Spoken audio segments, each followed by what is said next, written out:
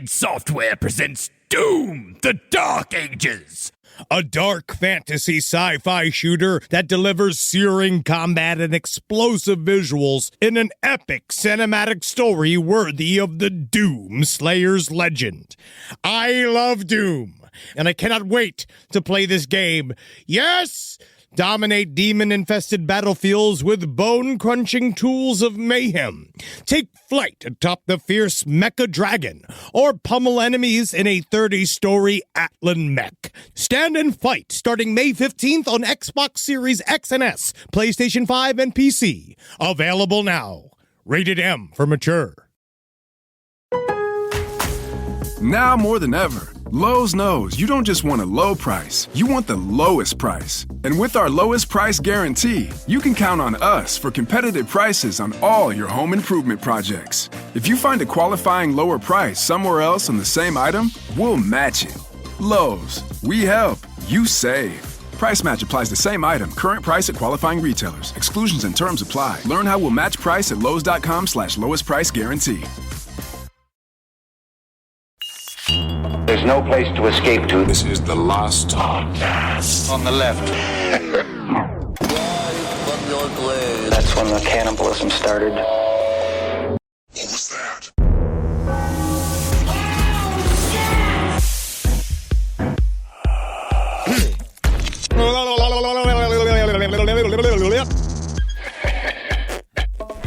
Got a tight face today. Yeah. You ever have that?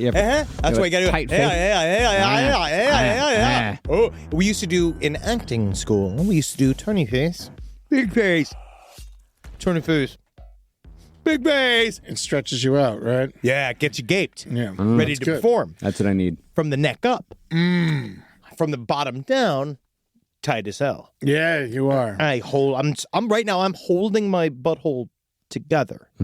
But just for the sake of making sure my organs know to stay up. Stay up. Yep, because apparently if not, they'll just slide right out of you.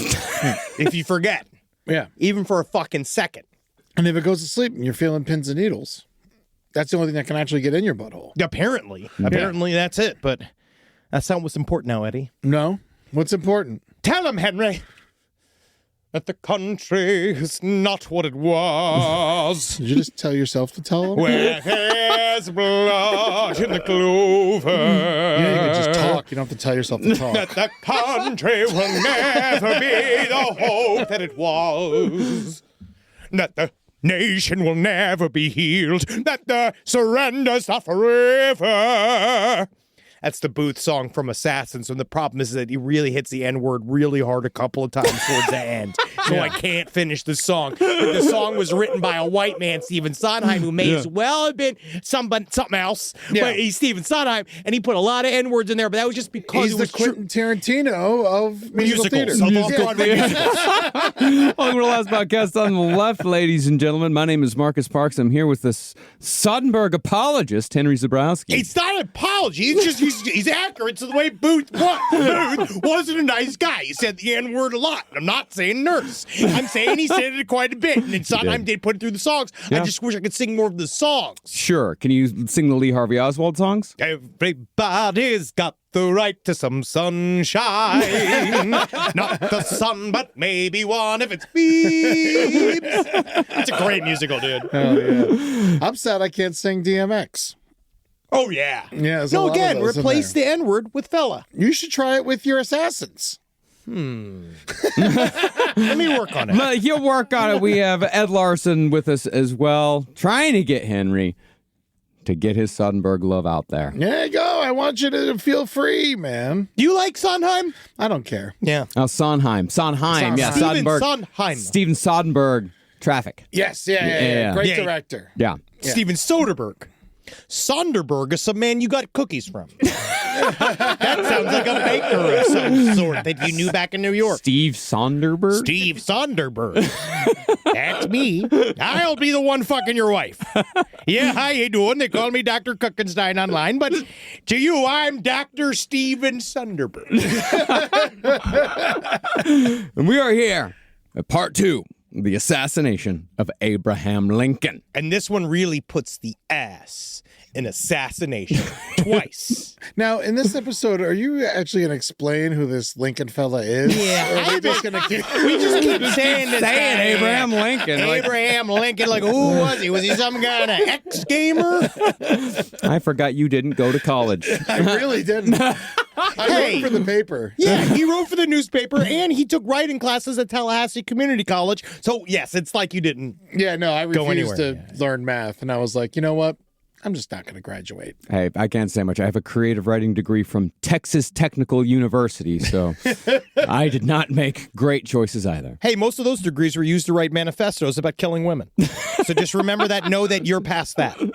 Actually, no, we did have, was it John Hinckley was also a student at Texas Tech University, except he studied history. Super creative, though. Also, presidential assassin.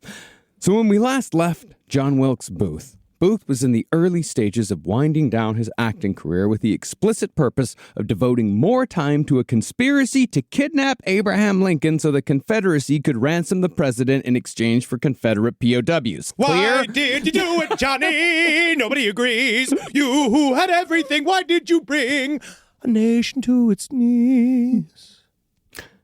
See, by this point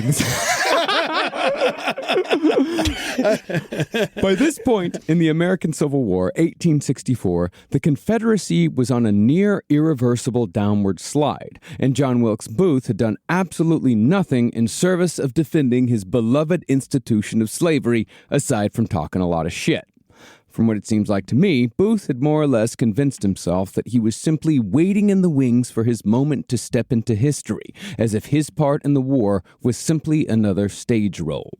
John Wilkes Booth had been greatly inspired by the pre-war raid on Harper's Ferry led by the abolitionist John Brown, but only in the sense that John Brown had taken matters into his own hands and had fought and died for a cause. I want to be John Brown, but on opposite day. Call me John Blue. Oh, Gray. Oh, fuck. No. Let's just stick with John White. Now, if you'll remember, John Wilkes Booth had wanted to inspire people just as John Brown had, in the sense that Brown had gathered a small crew to fight against impossible odds. The difference, though, is that John Wilkes Booth wanted to inspire people to defend slavery, not abolish it. Super hard. Yeah. Well, I mean, Not at the for time, half but of the country. Yeah. Time, however, was running out for Booth to make his move. 1864 was an election year, so Lincoln was determined to show America that an end to the war was in sight. General Ulysses S. Grant was getting more aggressive in his southern campaign by burning down cities, amongst many other brutal tactics, and a raid on the Confederate capital of Richmond, Virginia, while unsuccessful, had damn near resulted in the capture of Confederate President Jefferson Davis. So, Sorry, it's my Confederate noises.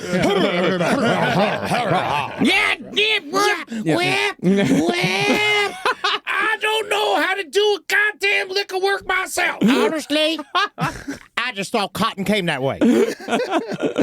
So, perhaps seeing that 1864 was do or die time, John Wilkes Booth began having serious discussions with other Confederates to formulate a solid plan for kidnapping Abraham Lincoln in order to trade him for Confederate POWs, thus shifting the momentum of the war.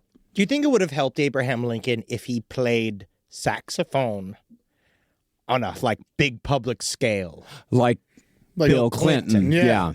I mean, it was great, and he went to McDonald's all the time. He's very likable. Do you think it would make him too funky? I don't think there were saxophones. No, I don't think so. Yeah, So- when was the saxophone? That's a whole different show. I'm not looking up.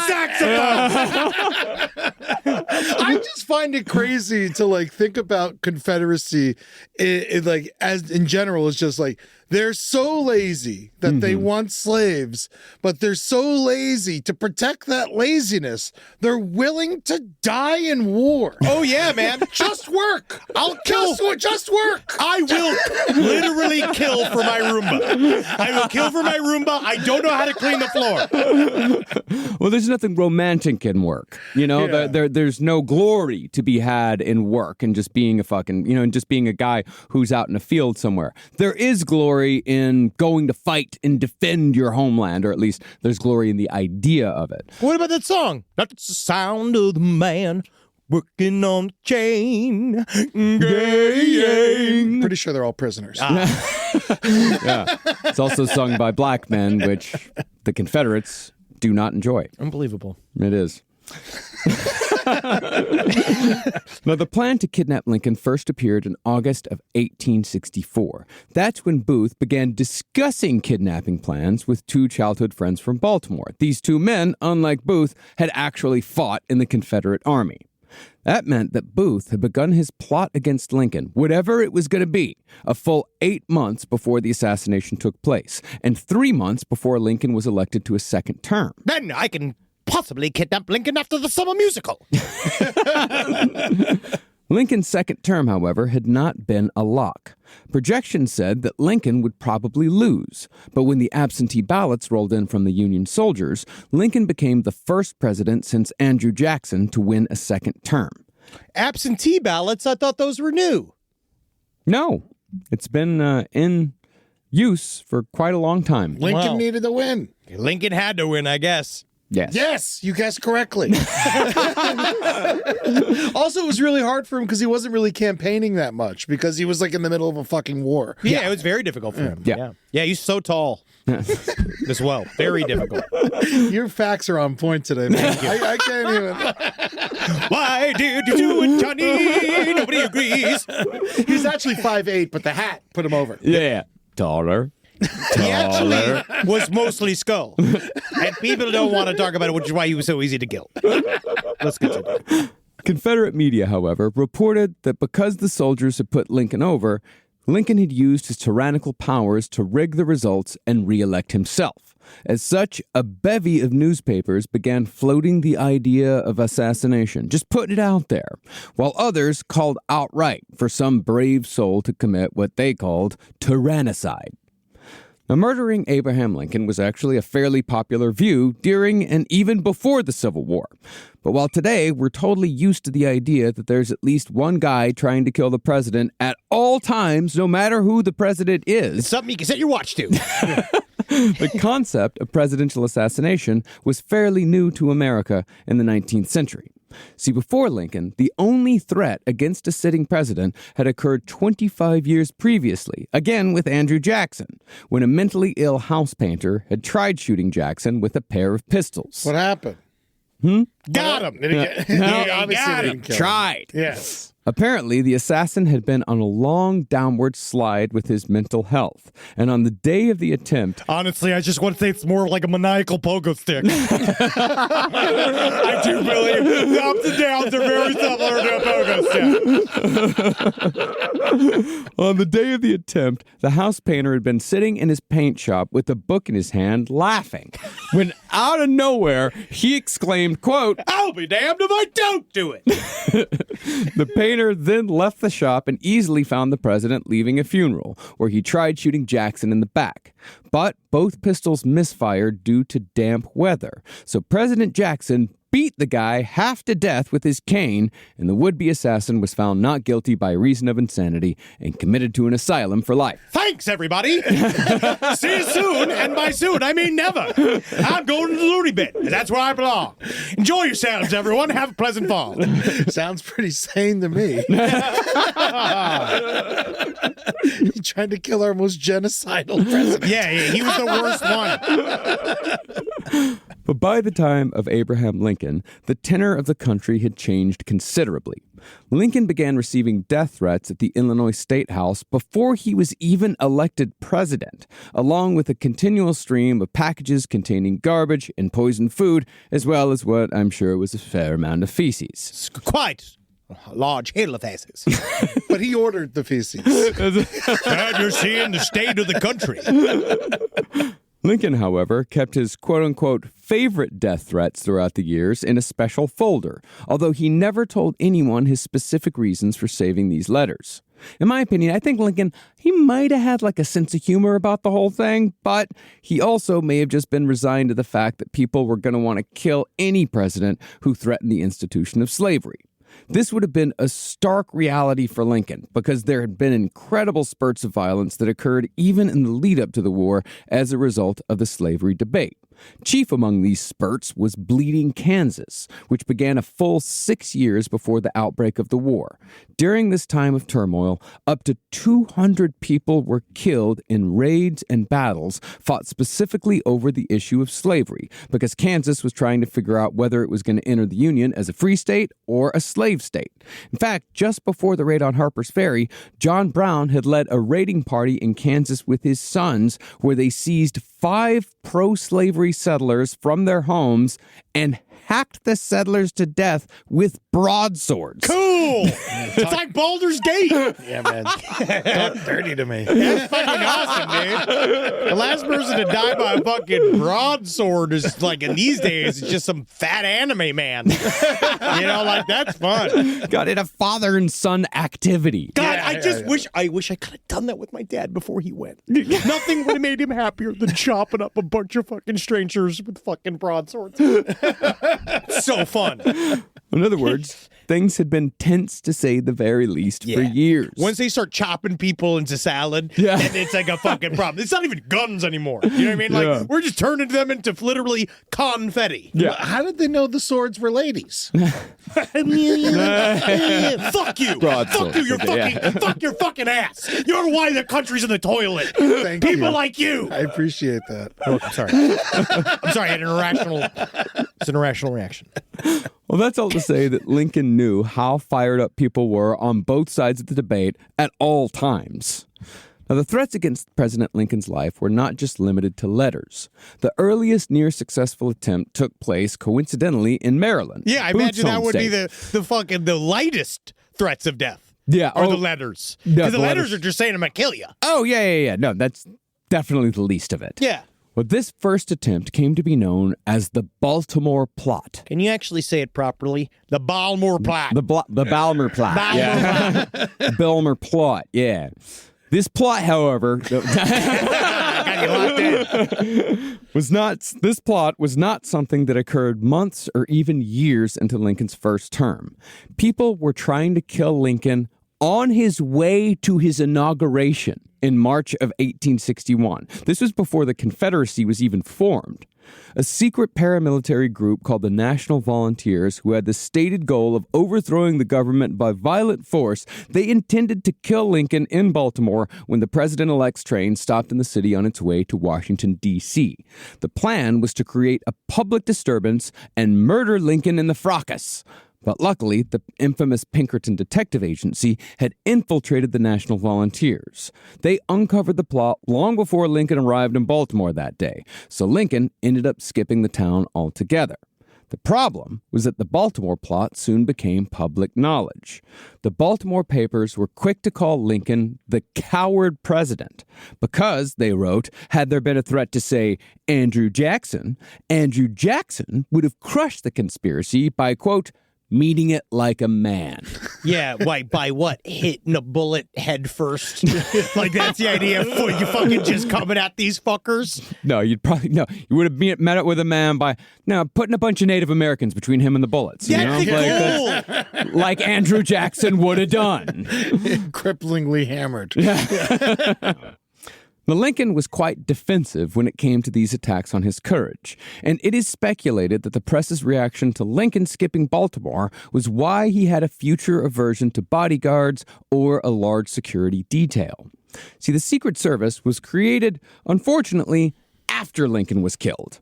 As up to that point, bodyguards and security details were somewhat a matter of personal preference from president to president. Because they used to just walk in the crowd. Yeah. They used to walk around waving people, like kiss a wife, take a baby. Yeah. There's that famous picture of Lincoln at Gettysburg, and he's just standing there. Yeah. He shouldn't have been.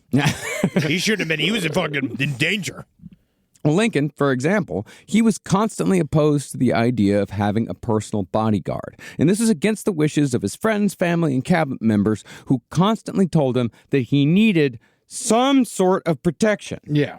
Lincoln did somewhat acquiesce in 1862, this is about 2 years into the war, when he allowed a company of soldiers to be assigned to the White House, but they were really bodyguards in name only. They provided no personal protection, and their duties had more to do with taking care of little Tad Lincoln's goats than keeping an eye on the president. Man, you know that annoyed the shit out of some guys. It's like, can we please put a soldier at the front of your home? I don't need any of these so-called bodyguards.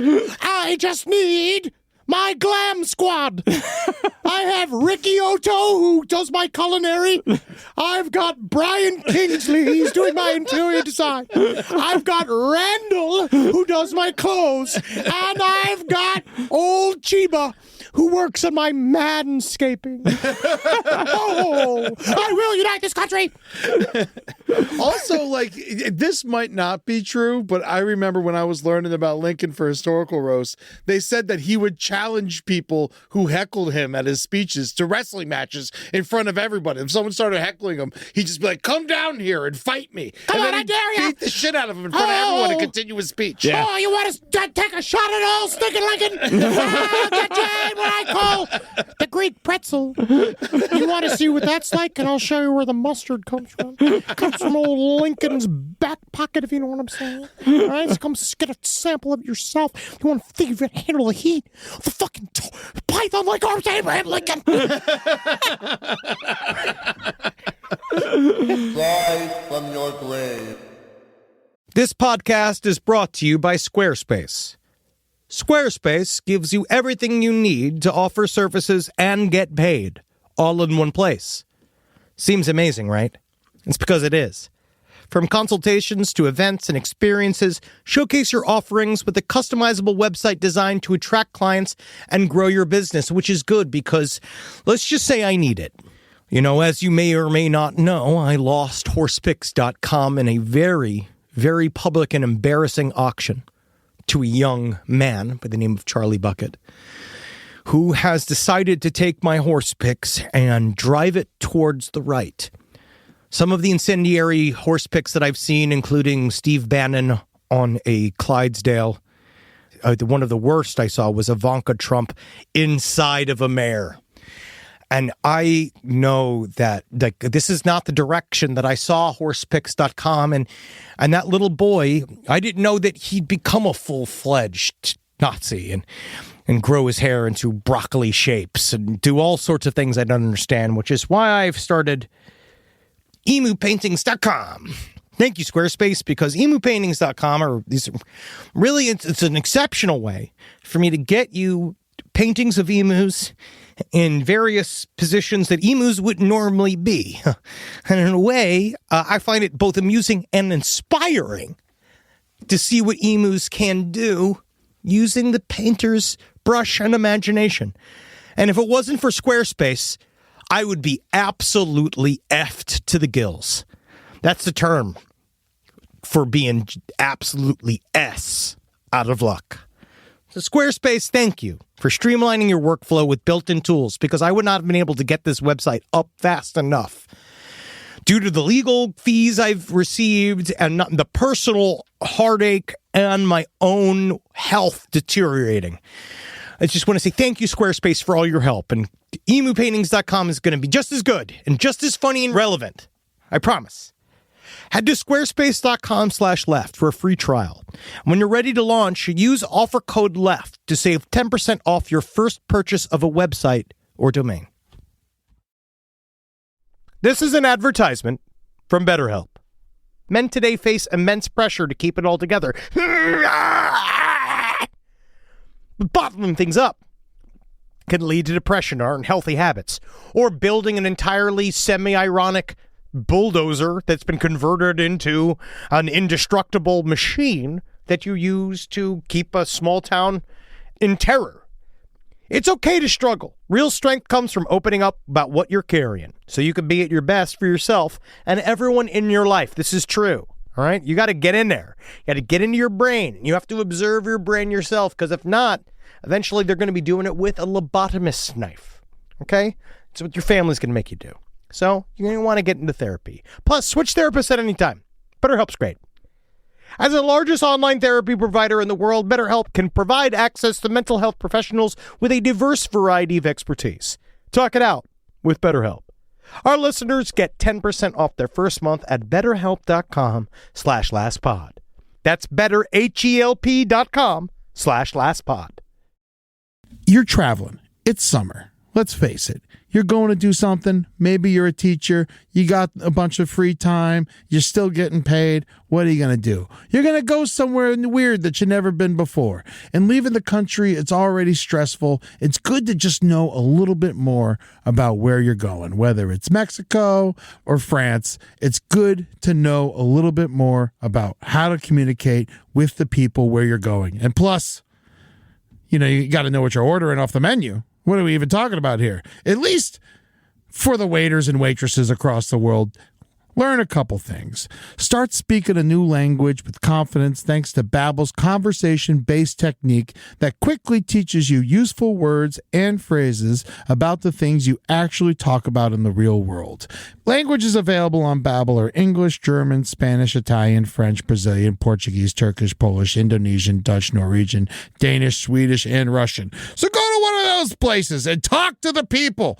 One thing that I love, and you obviously know that I love this, it's talking.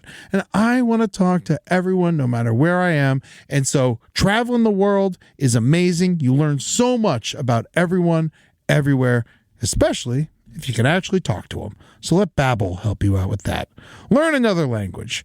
Babbel is gifting our listeners 55% off subscriptions at babbel.com/left. Get up to 55% off at babbel.com/left. Spelled BABBEL.com/left. Babbel.com/left. Rules and restrictions may apply. Now, eventually, Secretary of War Edwin Stanton, he did appoint a cavalry detail in 1863 to guard the president when Lincoln traveled the D.C. area, especially when Lincoln rode from the White House to his summer residence on a plot of land called Soldiers' Home. Lincoln, however, thought that the security detail was unnecessary and intrusive, so he regularly slipped out of their sight while failing to tell any of his aides that he was leaving on his own. As such, Lincoln often rode back and forth between the White House and his summer residence and Soldiers' Home alone. Now, it seems insane to us that a sitting president in the middle of a civil war would take such risks with his own life. It's to the point where one could make the argument that Lincoln may have had some sort of death wish, or at least didn't care whether he lived or died. People say this, right? That he was fatalistic. They kind of blame it on they say he was a depressive. He was incredibly depressed. Yeah. Everyone in his life had died. He'd lost multiple children, his first wife, his mother at a very young age. He had a really fucking hard life. Sounds like no baggage, no problems. But, it's everybody's different. There was still plenty of kids and Mary Todd. Oh, yeah. Mary Todd's right there, buddy. Yeah. Well, I mean, that really has always been the craziest part of the John Wilkes Booth story. That's the thing that people always bring up in modern times. The fact that Booth was able to just walk up to the president in a public place and shoot him in the fucking head without running into a single security guard along the way. But I don't think that Lincoln's small or sometimes non-existent security detail was just about his personal pride. Nor do I think Lincoln was secretly suicidal. Quite the opposite, in fact. I actually think that Lincoln had a small security detail because it may have allowed him to live his life his way. In my purely speculative opinion. This is my favorite because we get to just speculate. We don't got fucking any stakes in this game. I think that Lincoln's small security detail and therefore the circumstances behind his untimely death were directly linked to Lincoln's true sexuality. Yes, ladies and gentlemen, it's finally time to talk about Gay Lincoln. Oh, Gay Lincoln, I can't wait to hug ya. Lincoln, I need ya. I'm so excited. And we're not just being shitheads here. No. There's 4 reasons behind this. The evidence for Abraham Lincoln being gay is extensive, if circumstantial, but I do believe that it is crucial to understanding his life and consequently his death. And his logs. Man, bottoming out Abraham Lincoln after he's already, because you know what his favorite meal was? Chicken fricassee. You know what chicken fricassee is? No idea. You tell me about it. It's just fat and gravy. Lumps of chicken, right? It's extremely easy to make. It's like powdered chicken. You use like flour on chicken. You make it into a big sort of roux. It's gloopy, filled with carbs, and you know for a fact that's like if you're bottoming Lincoln, it's like getting your tires stuck in the mud. And you're going to need somebody to pull you out. Oh, you know, homemade catcher's mitt. Oh, yeah. I call it my black hole. Well, the first mention of Lincoln's possible homosexuality was in a 1926 biography written by the 3-time Pulitzer Prize-winning author Carl Sandburg, who wrote that Lincoln's friendship with a certain male lifelong chum had, quote, a streak of lavender and spots soft as May violets. Those spots is where I was kissing him. You know what I'm saying? Yeah. Yeah. Cool. I just want you to know, don't be freaked out. I'm the president. Don't be freaked out. I'm the same Abe you knew. Well, I've always been this way. Okay? Just chill out. How's your wife? Shut up. You're being a fucking bummer right now. All right? I'm out with my boys. I'm hanging out with my boys. I don't need to hear about MT right now. All right? She's somewhere crying into a bonnet. Well, Abraham Lincoln's so-called chum was Joshua Fry Speed, a guy who had been partners with Lincoln in his general store back in Springfield, Illinois. This was long before Lincoln was heavily involved in politics.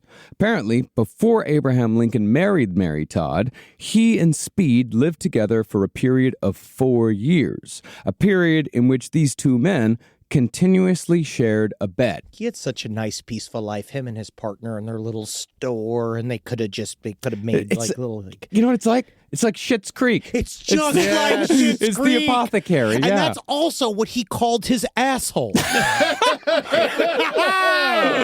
Lincoln! If he wasn't dead before, he's gonna be dead after that! Here's Josh Speed's face. He does have a little, like, I'm up to no good smile. He does look like a Lincoln kisser, yeah. He's mischievous. He's definitely mischievous. That's a Lincoln kisser. And a lot of historians, people who really push back hard against the gay Lincoln thing, like they say that it was not uncommon for men to share a bed during this time period. And they're absolutely right. It wasn't. But not for 4 years. You're telling me you can't scare up an extra bed in 4 years? Hey, Josh, what are you doing getting another bed? Hey, I love smelling you when you sleep. You're my best friend. The last thing I want to do is not smell you when we're asleep, because obviously we're both wrapped in wool all day long, working in the heat, and I'm a wrestler. I'm a big old gangly wrestler. Can you imagine what my chest smells like? I like it. Yeah. The idea of being within 8 inches of Ed for longer than an hour. Yeah. I know you do. I know you do. You showed evidence last night. Yeah. I mean, we've had the touch for too long before. Yeah, so, I mean, but it it sucks. happens. It does suck. You avoid it. They didn't say he liked sharing the bed. It was just better than sleeping on the dirt floor. You're in the middle of a cabin in Illinois. There's nowhere else to sleep. Wow. You think you didn't like it? I mean, who knows? I don't know. I'm devil's advocate. Wow. Yeah. I think, I do think that they were fucking, yes. Yes, Please make your position clear, Edward. Make your position clear. I just like to play devil's advocate. Good, Yes, as you should. It's pretty clear that they were fucking. Yeah. Well, furthermore, Lincoln briefly called off his engagement to Mary Todd when Joshua Speed suddenly left Springfield, because Speed's absence had sent Lincoln into a deep depression. Lincoln also signed his letters to Speed as yours forever, while Lincoln's future wife, Mary Todd, got most affectionately, which might as well have been signed your pal, Abe. Your best friend. Yeah. And roommate. Your roommate, Abraham Lincoln. Yeah, he did postpone his wedding to Mary Todd Lincoln to help Speed move to Kentucky. And so That's the gayest thing I've heard so far. Well, in the letters that Lincoln and Speed wrote to each other, they talked quite a bit about their anxieties concerning their impending marriages. Specifically, they talked about the anxieties surrounding their abilities to sexually perform with their future wives. Oh, can I just ask? Okay, when I'm going in there, when they say eat the pussy, do I use my teeth? My big wooden chompers? Do I bite and grip? That's what I did. Yeah. I love you, Josh. God damn it. I wish we could fucking just suck it. I just realized I've never seen Lincoln's teeth. Oh, you don't want to. He must look like a fucking graveyard. Yeah. I can't imagine what it'd be like near. Oh, his tongue like a horrific slug and his fucking dark brown gums. Did he smoke? I don't know, but nothing was good. No, nothing was good back then. But, you know, I'm sure he had a rotten mouth. He might have. I mean, many men had rotten mouths back then. Just keep going. I'm looking up Lincoln's teeth. Okay. Well, Joshua Speed was not Lincoln's only known dalliance. In his early 20s, Lincoln hired a 19-year-old man named William Green to work at his store. But Lincoln and Green also shared a particularly small cot. Most tellingly, Green also wrote at one point that Lincoln had thighs that were, quote, as perfect as a human being could be. And I showed Ed my thighs the other day, and I want you to look at them too, only just because you've never said anything like that to me. And I also believe that my thighs are the best thing that I have. I've seen your thighs a lot. I agree that your thighs are the best thing you have. I didn't necessarily feel like I had to say they were beautiful. They're pretty good. Yeah, they're fine. I mean, they've got ham-like qualities. Yeah, and you like ham. Like hanging ham. Yeah. And I do enjoy ham. It's just incredible that you can just pull your pants down without undoing your belt. Hey, it's years of being a performer. Gotta have access to my ass. The executives can get it. Just so you know, also, Lincoln did have horrible dental problems. He did lose a chunk of his jaw due to mercury poisoning in his gum rot. Ooh, really? And his dentist, Johnny Greenwood. Wow. Yes. Wow. That's awesome. Johnny Greenwood. That's incredible. Just like the guy, he made him dentures out of ivory and gold, and he said they creaked and clacked as he spoke and ate. Oh, crazy. Like the souls of the damned were escaping from his mouth. So he had tusk teeth. But guess what left extra room for? Oh, yeah. Well, it depends. I mean, we don't know how big those things were. Yeah. They could have been monstrous. Now, you might say that all these things with all these guys, they might have just been youthful affairs. Sure. You might even say that Lincoln had fully suppressed his true nature by the time he'd become president. Yeah. But that discounts the case of Lincoln's aforementioned summer residence, Soldier's Home, which to me sounds like the name of a fucking San Diego gay bar that specifically serves Marines. Yeah, it very much sounds like a buffet that someone rings a bell at. There's just a bunch of ass hanging out of the windows. But rough, soldier ass, battle-hardened ass. Soldiers are home! See, the cottage at Soldier's Home was where Lincoln took his family during the warmer months to avoid death and disease, because outbreaks of typhus and dysentery would regularly rip through Washington, D.C. every summer. It's a reminder that it's a literal swamp. It's an actual swamp. It's fucking idiotic that that's where our nation's capital is. Manhattan's also a swamp. Yeah, but Manhattan's better. It's nicer. It's cooler. It's nicer. Yeah. But it was... But this was also where Lincoln went when it was said that he wanted to, quote, get some sleep away from the prying eyes of the public. And it was also where Lincoln preferred to stay when his wife, Mary Todd, was out of town. Furthermore, a member of Lincoln's own security detail, Captain David Derrickson, gained a certain notoriety for sharing Lincoln's bed at Soldier's Home when Mary Todd wasn't around. Hey, just because Derrickson's looking to get his rails split, we don't got to fucking blame him for anything. I'm not blaming him for nothing. I'm just saying David Derrickson was definitely near Lincoln's dicky quite a bit. Quite often. Get a taste of Lincoln gets you thinking. Well, didn't they say they would sleep chest to chest?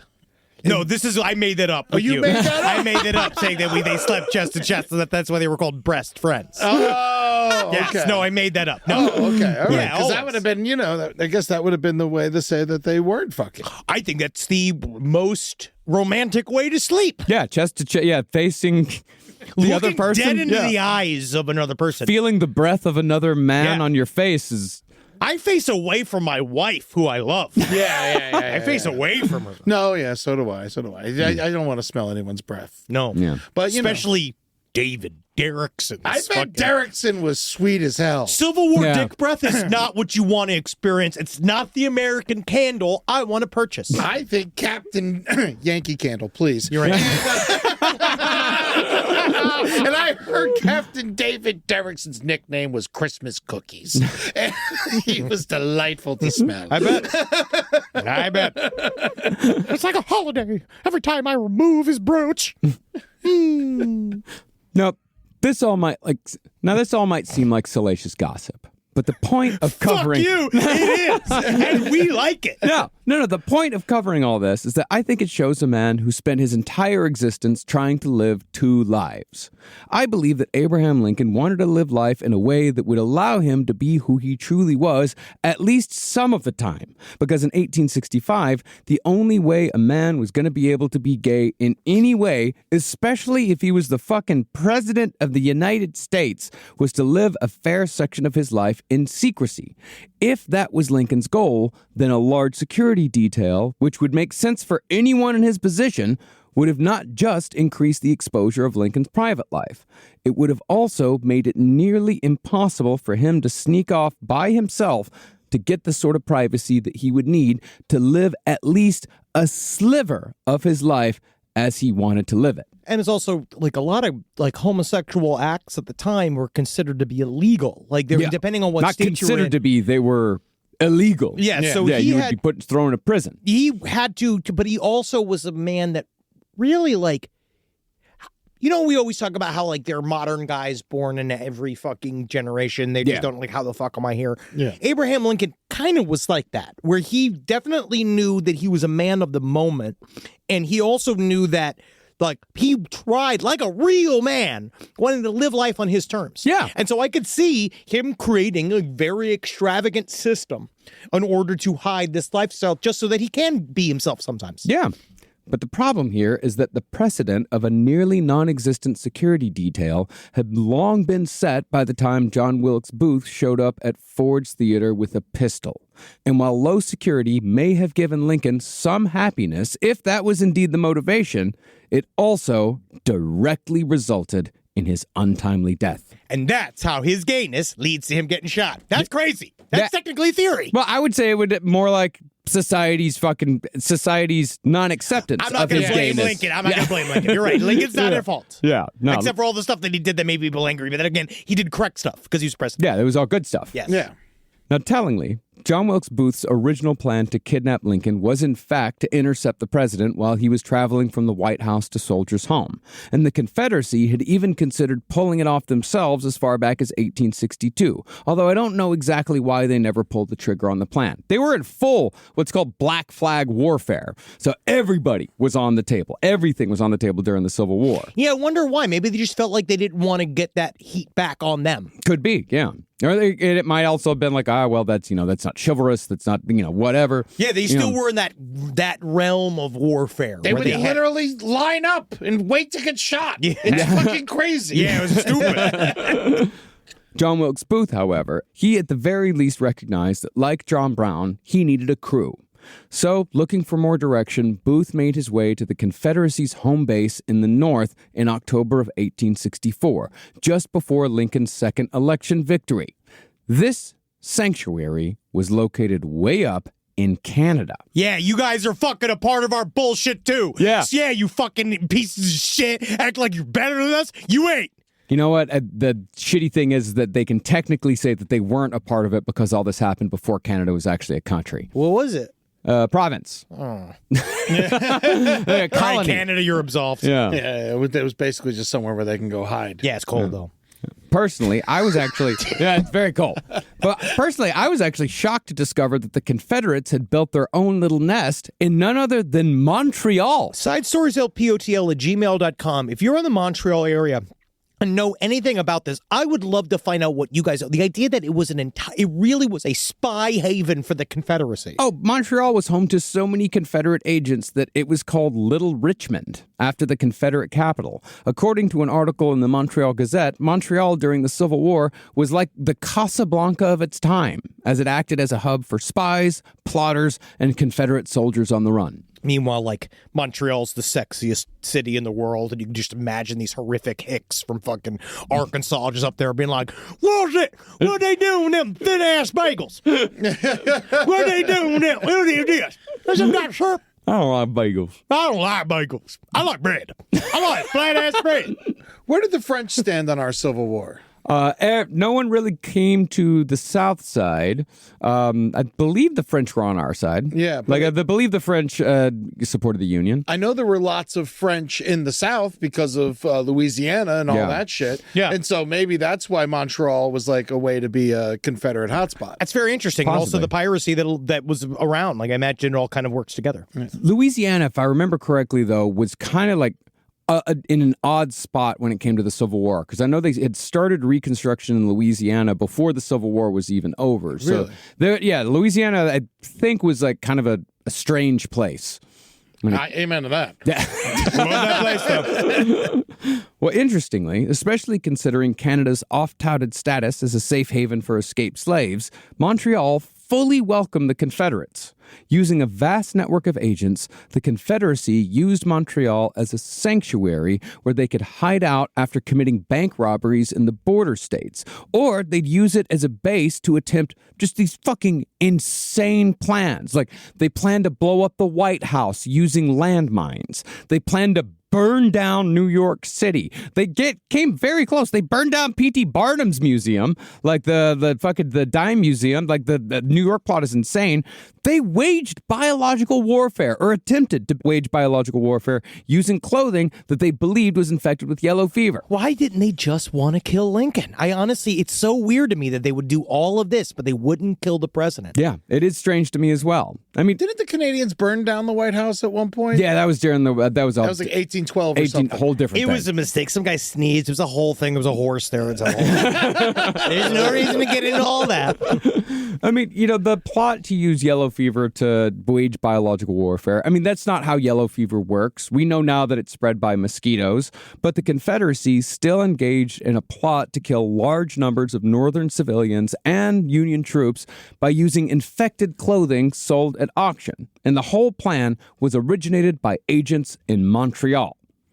Now, as far as how official all this was, the Confederate president, Jefferson Davis, set up their Canadian outpost in Montreal himself using the modern equivalent of $20 million. And a Canadian bank operated by Montreal's former mayor helped the Confederates launder money. The central location of the Confederate operation in Montreal, however, was the city's most impressive and fashionable hotel at the time, St. Lawrence Hall, and it was at this hotel that John Wilkes Booth arrived in October of 1864. Booth checked himself in and thereafter spent 10 days hanging out with his fellow Confederates, playing card games and billiards while discussing his kidnapping plan with various Confederate agents. By the end of Booth's stay, he was, in effect, a Confederate agent himself, although it doesn't seem like he left with any specific orders. There were a lot of guys like this, it seems like, in the Confederacy. Like, almost, I wouldn't necessarily say agents of chaos, but more like, yeah, give him some money, see what he can do. Like, see what he can pull off. No, it's because it's a perfect example. It's asymmetric warfare, and it's a perfect place for mercenaries and people that just like to kill other people and do stuff in the shenanigans and do things in the name of war. Yeah. Because they can get away with it. And it's a good investment to not hire labor. Yes. And Booth did actually leave with a Confederate stipend worth the modern equivalent of $30,000, which is no small sum. No. But more importantly, John Wilkes Booth also had in his possession a letter of introduction to a Confederate agent in Maryland who could help Booth with the kidnapping of Abraham Lincoln. That agent's name was Dr. Samuel Mudd. Through Dr. Mudd, John Wilkes Booth would... It sounds unreal. Honestly, I have to take a shit. I'm about to become Dr. Mudd. I'm about to fucking graduate from shit medical school. Thank you, Henry. Now we can move past it. I can't. Just like for days, I'd just be like, they call me Dr. Mudd. Good morning. How are you? And I'm interested in slaves. That just it's been going over and over in my head. Sounds like a Primus song. It's They Might Be Giants song. Yeah, oh. It's just Dr. Worm. Well, through Dr. Mudd, John Wilkes Booth would begin to put together a crew to enact his plan to kidnap the president. But when that plan inevitably failed months later, it would be these same men who would conspire to kill Lincoln instead. Now, Dr. Mudd was a slave owner. Must be Dr. Mudd. Yep, I'm just sitting there just low. Nothing special. Nothing to write home about. Just old Dr. Mudd. Well, I'll give you a clue to my specialty is. Yep. That's a dookie poo-poo. I'm sitting there about a dookie poo-poo now. Proctologist, right? Yeah, proctologist. Yes. Is this our best episode? I love you just can't handle that this doctor's Name name Dr. is Mudd. Can't. He conspired to kill the greatest president of all time. Couldn't care less. Like his name's Poop. His name's like Jack. He's a poo-poo man. He makes fonts. He makes his own font, Dr. Fonts. Yeah, That's man. honestly what he deserves. What do you want from us? Now, Dr. Mudd was a slave owner and farmer who owned a plot of land in Bryanttown, Maryland. But when the state finally abolished slavery in 1864, Dr. Mudd did not have a business plan that included actually paying the people who worked his plantation. This is going to devastate my whole poo-poo based practice. It's going to fuck up all of my fart sounds. This is all I need to do. My bean farm. Oh no, all the precious beans. Dr. Mudd's operation therefore collapsed, which gave him ample reason to help the Confederacy in any way he could. As for Booth's plot, Dr. Mudd's home was perfectly situated as a stopover between Washington, D.C. and the Confederate capital of Richmond, Virginia, which meant that Booth could hide at Dr. Mudd's farm with Abraham Lincoln after kidnapping him. President Lincoln, I just want to say I'm a huge fan. Can I interest you in some beans? I'd love to help you. Do you have any Duke or shit, fuck, fart issues, President Lincoln? I'm a huge, again, even though I'm filled with hate. I'm filled with hate. I hate everything. But I'm still, it's just an honor to have you in here. But Yes, Dr. Mudd. Yes. Well, Dr. Mudd's failed plantation could not be the only stop towards Richmond, nor could it even be the first. Dr. Mudd's failed plantation's a great roller coaster ride. Like, it's a great dark ride at Six Flags. Well, Booth obviously couldn't travel with the president tied up on the back of his horse during the day, and Dr. Mudd was too far away from Washington, D.C. to reach in a single night.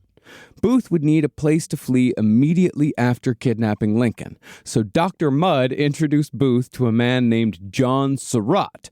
John Surratt operated as a mail agent for the Confederacy by passing documents and letters to Confederates in the North. Dr. Mudd was also a mail agent, so they were kind of, connecting links in a chain.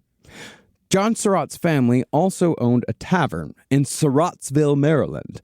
This tavern had become a center for secessionist activities because of its close proximity to Washington, D.C., and John Surratt's entire family, including his mother, were all Confederate sympathizers.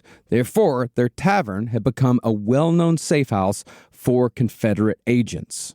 In other words, the Surratt family had a lot of credibility amongst the Confederacy. So when John Surratt agreed to be a part of John Wilkes Booth's presidential kidnapping plot, Booth's operation gained authority while Booth gained more confidence. Now, once Booth started to believe in his plot with more fervency, he attempted to bring others into the conspiracy, although John Wilkes Booth was never really worried much about whether or not these other people actually wanted to be a part of his conspiracy. For example, in November of 1863, just after Booth hooked up with the Confederates officially, he agreed to be in a production of Julius Caesar that included both Booth and his brothers, Edwin and June. It was a massive, massive deal. It's like kind of a publicity type, like a stunt. John Wilkes was in the role of Mark Antony. However, John Wilkes Booth had also just lost a lot of money in an oil venture that had gone nowhere. I would imagine that might be why he agreed to be a part of this stunt production. And all the other actors, including, I'd assume, his two older brothers, took turns making fun of John Wilkes Booth for his business failures during rehearsals. Ah, yeah, that's gotta be brutal, dude. That's gotta sting. Yeah. Like, oh, my God. Just getting destroyed by your brothers. Just like having lost everything. I know the feeling. You're just like, God, I know they're gonna fucking have something to say about this whole fucking thing. Well, because Booth had spent like such a long time telling everyone that he's going to make so much money on this oil deal. Like, they got to get in on this. They got to help, and then it just all goes fucking bust. But during the teasing during one rehearsal, Booth turned to a friend of his, a fellow actor named Sam Brooks, and whispered that he had a better speculation than oil at hand, one that no one would laugh at. Now, Sam Brooks didn't think much of this aside, but I would imagine he may have at least humored Booth's comment, because a month later, Booth showed up at Sam Brooks's front door and told him that they had something to discuss. The two of them took a walk, wherein Booth revealed the entire plot to kidnap Lincoln and whisk him away to Richmond. Then Booth asked Sam Brooks if he wanted a piece of the action. This would be a similar situation to, say, Charlie Sheen dropping by Rob Lowe's house to ask if he wanted to help him kidnap George H.W. Bush. You might say yes. Yeah, well, Rob Lowe's the perfect person to put in there, by the way. That's who I'd ask. Yeah, because he was a big Democrat. He used to go to all the rallies. He was a big Dukakis guy. Yeah. He also did the thing where he just, I'm going to say this to both of you. Have you ever have a concrete plan to kidnap a politician? Don't tell me. Yeah. I don't want to know. No, Okay. and I'm also not going to use you. Just go do it. Yeah. No, you're the worst person to use. I'm the distraction. Yeah. Yeah. I dress up like a lady. I go in. I wear my tube top. I fall over a chair. My tits fall out. I go, whoa, Yep. no. You got a big mouth. Your mouth's too big. Yeah. We're never going to get there. I'll use it. Rise from your grave. Summer's coming up. You're looking ahead. You're like, all right, I got to do this summer vacation, but I got to cut some corners before we do it. And you know where you're going to go to find a way to cut some corners and save some money so you can go on that vacation and do everything you want to do this summer? Get Rocket Money. Rocket Money is a personal finance app that helps find and cancel your unwanted subscriptions, monitors your spending, and helps lower your bills so you can grow your savings. All right? It is valuable. Rocket Money is going to help you find the problems that you made for yourself. Cancel your unwanted subscriptions and reach your financial goals faster with Rocket Money. Go to rocketmoney.com/LPOTL today. That's rocketmoney.com/LPOTL. rocketmoney.com/LPOTL. Go get it. Be good to yourselves. Welcome back to Listen to Your Heart. I'm Jerry. And I'm Jerry's heart. Today's topic, Repatha, evolocumab. Heart? Why'd you pick this one? Well, Jerry, for people who have had a heart attack, like us, diet and exercise might not be enough to lower the risk of another one. Okay. To help know if we're at risk, we should be getting our LDL-C, our bad cholesterol, checked, and talking to our doctor. I'm listening. And if it's still too high, Repatha can be added to a statin to lower our LDL-C and our heart attack risk. Guess it's time to ask about Repatha. Do not take Repatha if you're allergic to it. Serious allergic reactions can occur. Get medical help right away if you have trouble breathing or swallowing, swelling of the face, lips, tongue, throat, or arms. Common side effects include runny nose, sore throat, common cold symptoms, flu or flu-like symptoms, back pain, high blood sugar, and redness, pain, or bruising at the injection site. Listen to your heart. Ask your doctor about Repatha. Learn more at repatha.com or call 1-844-REPATHA. You know what doesn't belong in your epic summer plans? Getting burned by your own wireless bill. Leave it to the sun. While you're planning beach trips, barbecues, and 3-day weekends, your wireless bill should be the last thing holding you back. Make the switch to Mint Mobile. I call it a 10-finger discount. because I got 2 margaritas in each hands, and I forget to pay the bill.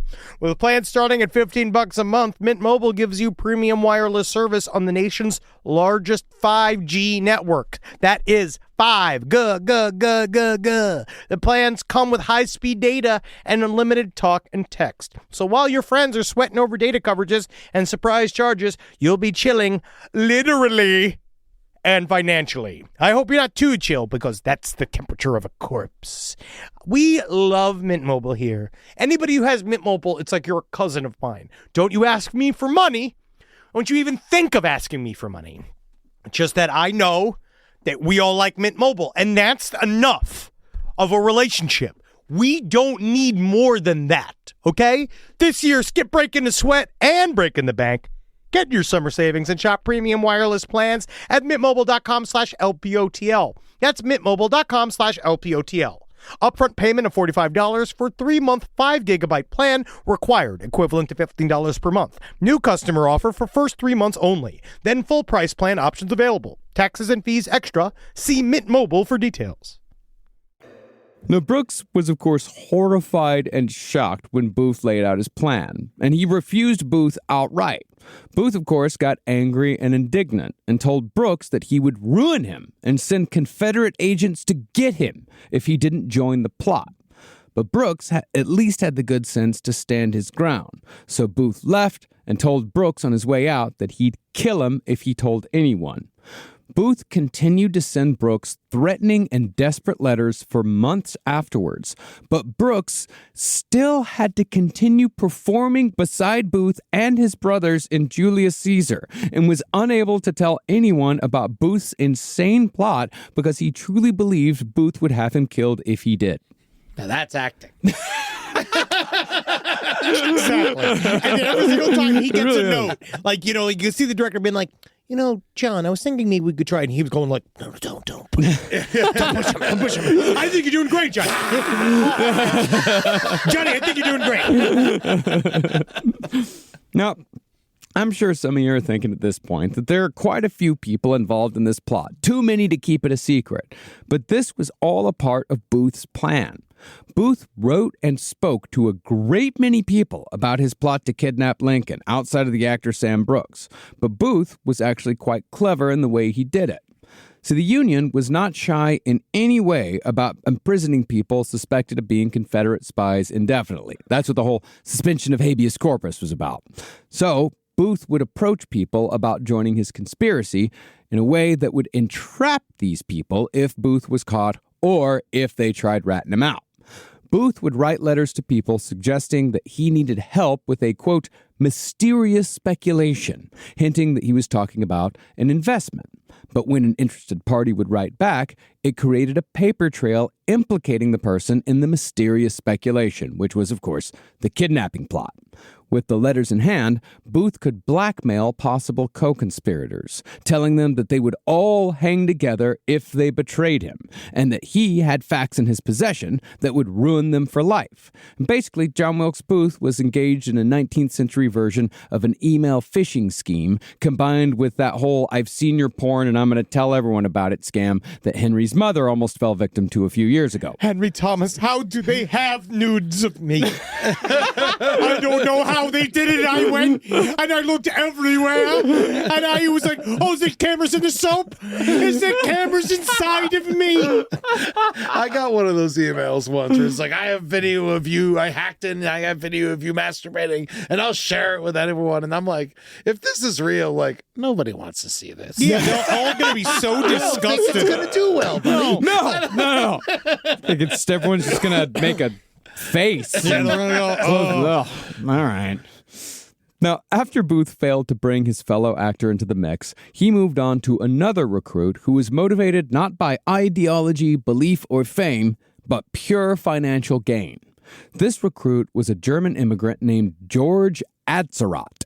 This was Booth's man on the water, his boat guy. This is my boat guy. Yeah. Everyone needs a boat guy. Everybody's got to have a boat guy. Honestly, I'm kind of mad that we don't have a boat guy. If you want to be our boat guy, we are taking applications. Yes. SideStoriesLPOTL@gmail.com. I want to see a picture of your boat. You need to be able to, it needs to be your boat. Because that's the problem. The problem is that we don't have a boat, so you're going to have to provide the boat. Yes. You're the boat guy. Yeah. And I'm going to need at least a copy of your criminal record. Now, some laws are allowed to be broken, but I just need to know which ones you've broken. You actually must have a criminal record. Yeah. But a fun one. Yes. Well, George Atzerodt was tasked with ferrying Lincoln across the Potomac River on their way to Richmond after the kidnapping attempt. Atzerodt was sort of the ghoul of the group, described as grimy and consumptive, a man who would go years without changing his clothes, then brag about that fact. Can you smell me from over there? No, he's a German immigrant. Can you smell me from over there? Much better. Yeah. Can you smell my stink? Yes, I can smell you quite well, George. Good. That's the goal. Wait on the water. Yes, it's funny, right? Oh, even on the stinky water, I am stinkier. Stinky water. The stinky water of the Mississippi. I am the most stinky. I am the stinkiest thing upon it. Even worse than Dr. Mudd's practice. Take me to Dr. Mudd. Well, Atzerodt also had a spinal curvature which stooped his posture, and he always walked with his head in that permanent nu metal tilt to the side. No. Do you think he couldn't take his clothes off, and that's why he never changed? I cannot remove the buttons because it is too complicated for my two-fingered hands. This is the best sailor they could find. I do boats. I don't do clothes. Well, Atzerodt was also an alcoholic. He had absolutely no beliefs in anything. Also, that is important to remember, you have to be an alcoholic to be our boat guy. And have no beliefs in anything. Yes, Yeah, please. yeah, you definitely, nihilists only. Please. So when Atzerodt's carriage painting business failed at the start of the Civil War, he made his drinking money by ferrying men and supplies across the Potomac for the Confederacy, which is why he was the perfect person to ferry Lincoln in Booth's plot. It did, however, take both John Wilkes Boothe and his Confederate darling, John Surratt, to convince Atzerodt to join the conspiracy. But join Atzerodt did, and the crew continued to grow. Now, John Surratt actually ended up being the key member of Booth's crew, because besides his extensive Confederate contacts, Surratt ended up recruiting the majority of the people involved. Through Surratt, Boothe also gained a local geography expert, a hunter named David Harold. Harold also had access to pharmaceuticals like chloroform, which would be very helpful in a kidnapping attempt. The final addition to the crew, though, was the muscle. Boothe rounded out his team with the final addition of a powerful 21-year-old Confederate soldier named Lewis Powell. Powell would prove to be one of the most violent members of Booth's cell when the plan changed from kidnapping to assassination. He does seem like the only one worth anything. Powell? Yeah, of their team. What do you mean? Oh, you mean like as far as Any skill use, goes? Yeah. Yeah. Well, he's just strong. Yeah. I mean, the boat guy, all he is a boat guy. Yeah. And, well, I mean, really, in the end, the only successful one was Boothe. Also, I will overcome Lincoln with my stink. He will never be able to deal with how smelly my furnace is because of his need to inspect it. Guys, I don't know. Harold, we're going to get to a lot later, right? Yeah. Okay, good. Now, Booth's kidnapping crew was fully assembled by January of 1865. But while you might think Boothe would be at the height of his confidence, it seems like the impending reality of having to actually do something towards the war effort was making Boothe a little crabby. Whereas before he'd been described as a chronic optimist with a passion for life, his personality drastically changed at the beginning of 1865. He turned distractible and short-tempered. Boothe in the past had spent his time either acting or socializing, but he was beginning to drop out of performances with more regularity, and he'd stopped attending social functions by using increasingly outlandish lies as excuses. But while Booth's acting work was slowing to a crawl, he decided in mid-January that he might as well use his strengths if he was going to successfully kidnap the president. Tap! It's mainly tap, impressions, and jumping. That's what I do best. And I think I can use them all. Classical and modern tap. Classical. Tap, tap. 1 foot at a time. The true way, not this new jazzy African way. I like to do it the old-fashioned man way, the old white man way. 1 foot, 1 tap. He was a triple threat, but it was, I'm going to kidnap you, I'm going to kill you, and I'm going to stop the union. I mean, Well, in mid-January 1865, Booth changed the kidnapping plan from capturing Lincoln during transit to abducting him from the audience during a performance at Ford's Theater. I will dress as a high society woman, and I will sneak my way into his chambers, and thereupon, obviously succeeding in, totally, I have to erotically accept him to my wills. But then once that is over, then I will have Lincoln in my grasp. Now, Ford's Theater, whether it was for the kidnapping or the assassination, it was not an idle choice made by John Wilkes Boothe. In many ways, Ford's Theater worked somewhat as Booth's home base. Since Booth was a traveling actor, he didn't have a permanent home, and since the owners of Ford's Theater were good friends with Booth, they allowed him to use the building as his mailing address. That meant that Booth knew both the people who worked at Ford's Theater and the theater's layout exceedingly well. Now, when Booth brought his plan to snatch Lincoln from the theater to some of his co-conspirators, they thought that the idea was, in a word, stupid. For them, the essential part of the plot, the very thing that made it work, was that they would capture Lincoln in an isolated spot away from the city. Yes. But think about the splash we'll make when Broadway finds out that we have kidnapped Lincoln in front of the biggest house I've ever been in front of. Ha-ha! Excellence in theater! What's wrong, everyone? This is literally the equivalent if we wanted to kill Obama back in the day and he had come to the creek. Yeah. Like, literally. I did know that place inside. I knew every fucking square inch of that place. Oh, yeah. We could have offered him some Molly in that back room. He never would have come out. Now that he's fucking Jennifer Aniston. Look at there. That's another show. Oh, that's that's the new one. That's bold the new one. proclamation. Jennifer Aniston, and then some guy tried to kill Jennifer Aniston, I think, to get at Barack Obama. But that's a whole long story. It's Oh, that's very true. Yeah, Very that's what true. you think, huh? Oh, it's what I know. There you go. That's what I know. But while Booth was having to convince people that his plan was sound, his window for saving the Confederacy was rapidly coming to a close. By early 1865, it was a foregone conclusion that the Confederacy was in its last days, because their food, manpower, arms, and supplies were nearly gone.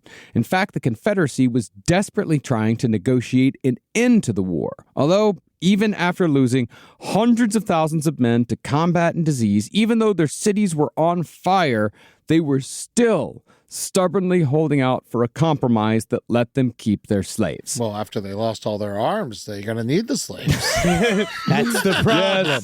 Yes, Edward. Yeah, that's right. Yep, that's very true. Oh, very much so. Well, just the idea of this whole war has been fought on this one thing. And it's like, nah, listen, we're as done with this war as you are, and we are as sick of the bloodshed as much as everybody else, but can we keep our human chattel? Like, listen, I know we've been fighting this whole thing. It seemed to be a misunderstanding. And I know that it is the reason why the war began in the first place. But what say we just stop the fighting part and just act like nothing happened? We'd be all fine with that. We're all fine with that. Now, Abraham Lincoln knew exactly what the score was here, so he wasn't going to stop until this shit was done. So whether John Wilkes Booth knew it or not, the war was all but unwinnable for the South by the time Lincoln's second inauguration rolled around.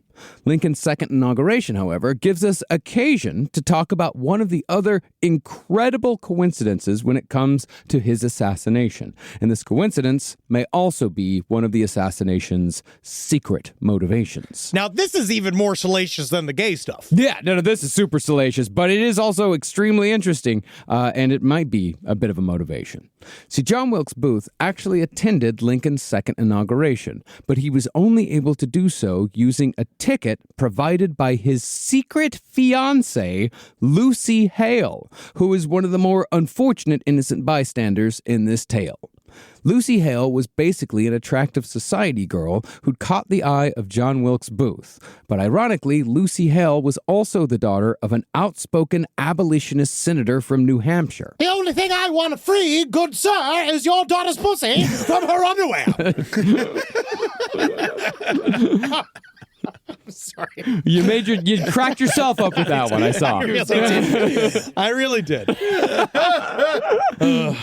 Regardless of her father's views, however, Hale began receiving romantic letters from Booth in the first years of the war, and the two of them courted in secret for a long time before they were finally secretly engaged. I want to ask you, Lucy, if you want to form a confederacy of our own. What's the point of getting secretly engaged? That means nothing.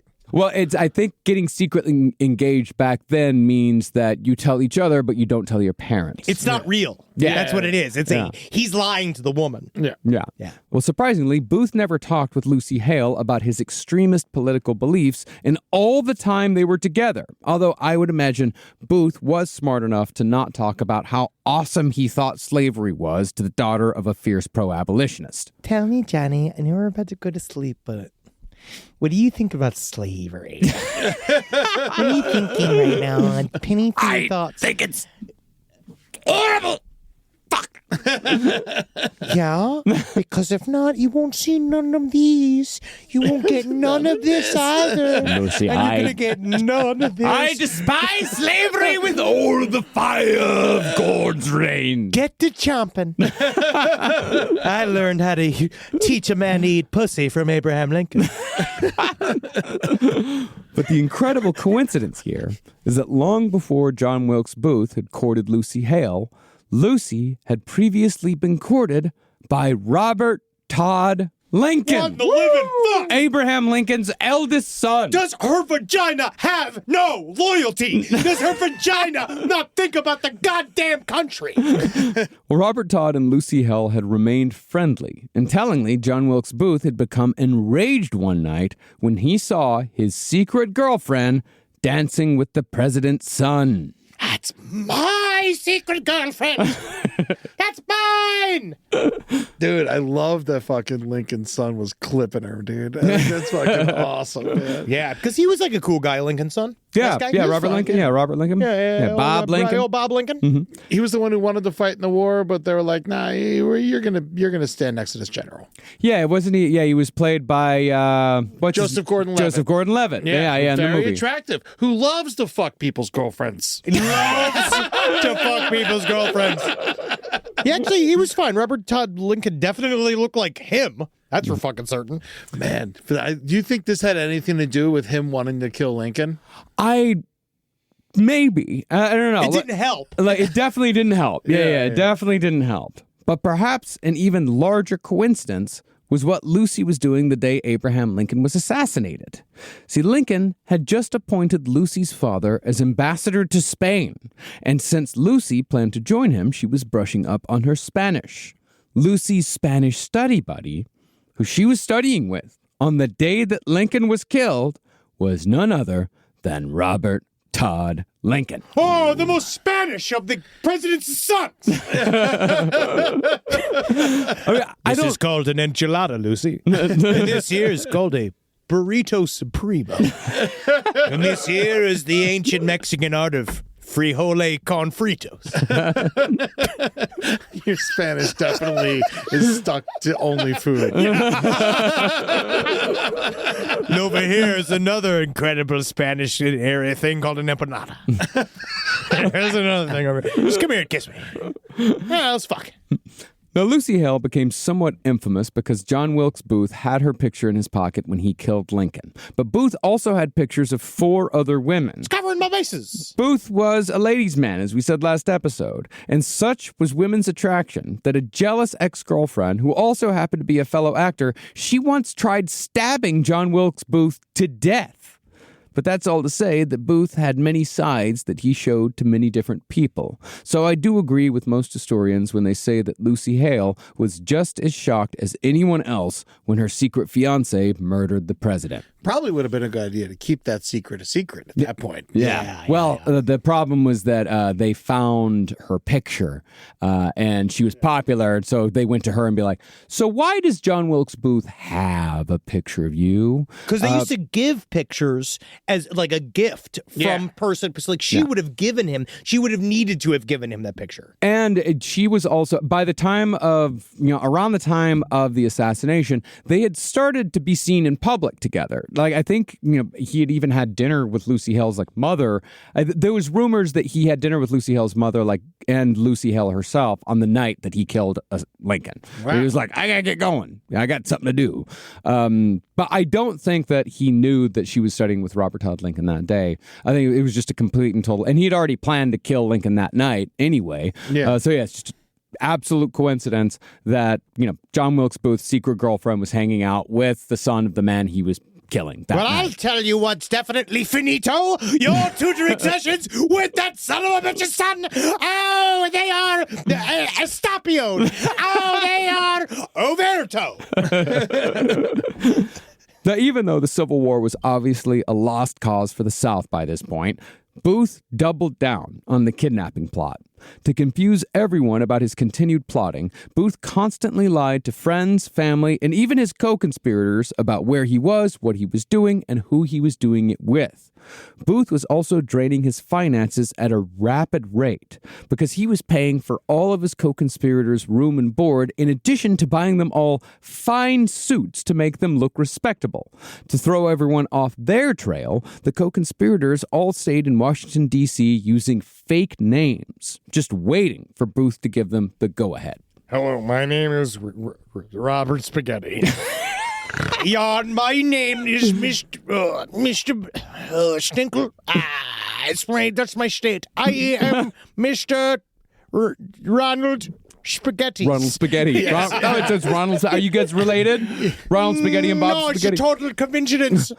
Total coincidence. We're both from the same town. The town of Pasta Rivolio. Pasta Rivolio, Italy. With the Meatball Brothers. Yeah. It's weird because you sound German. No, I'm very Eastern Italian. Scheiße. Now, while you may think that the plot to kidnap Lincoln was simply a plan that lost steam, Booth and his gang of Confederates did make a bona fide attempt at snatching the president in the spring of 1865. See, in those days, theaters would announce Lincoln's visits ahead of time because it increased ticket sales.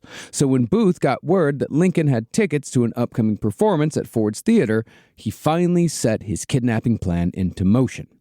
On March 15th, Booth gathered his team at Ford's Theater in anticipation of Lincoln's visit, where Booth familiarized them with both the layout of the theater and his grand plan itself. On Booth's cue, one of the co-conspirators would rush the president's box and seize Lincoln, while Booth and another accomplice would follow him with handcuffs. Once properly seized, Lincoln would be lowered from the box to the stage, with, I suppose, a rope or something similar. When he has very long clothes on, we'll strip him down to the very bottom of his nudeness, and then we will tie those clothes together into a tether, and we'll throw him over. Yes, I can see it now. Like a giant chandelier, Lincoln will swing above the audience. No, they'll see our plot is a most righteous one. You throw him, and I will catch him. That was the plan. Yeah. Like a javelin. He's perfectly shaped like a spear. Ah. Well, another collaborator was supposed to be waiting to catch Lincoln. He was going to be down on stage. He'd come from backstage and catch Lincoln to make sure he didn't die going head first. And that's why I'm bringing the basket. Yeah. I got the basket because I measured it to the president's length. Booth, two other guys, they would leap down after him using Booth's patented stage stunt techniques. It's a 1, a 2, and a jump. It's that easy. So remember, that's what Booth was known for. He was the action star. He was a stunt man. Yeah. I jump. Yeah. And tap? 1 foot at a time. All the guys, once they were on stage, they would surround the president and hustle him out of the building, where a carriage would be waiting in the alley to whisk them all out of the city as fast as possible. It's like we've already done it. Now, the co-conspirators were not exactly sold on Booth's plan, and not just because it was obviously really fucking stupid. You want us to just get him. So that's the big... Great plan, Booth. Get her. Really, their biggest problem with the plan was the end game, the idea that Lincoln could be exchanged for a large number of Confederate POWs who could turn the tide of war. The reason why they had a problem with this part is because there had already been a big POW exchange between North and South earlier that year that had accomplished nothing, and 1,000 more Confederate POWs had been freed on the very day that Booth was pitching the plan to kidnap the president for this very purpose. I mean, and also, that's not even to mention the fact that these... We're going to get into it, I think, in episode 3 or 4 when we talk about the men who hunted Booth, but these Civil War POW camps were... hell on earth. Oh, yeah. I can't even imagine. But, just the nice houses were bad. The living in a house as a rich person sucked. No, the men would come out of these, if they survived, they would come out of them ghosts. Yeah. Like, not just malnourished, but mentally broken. Yeah, they're not going to win a war for you. No. At this point. First of all, they got caught. Yeah. And second of all... Do you have any idea how long you have to hear...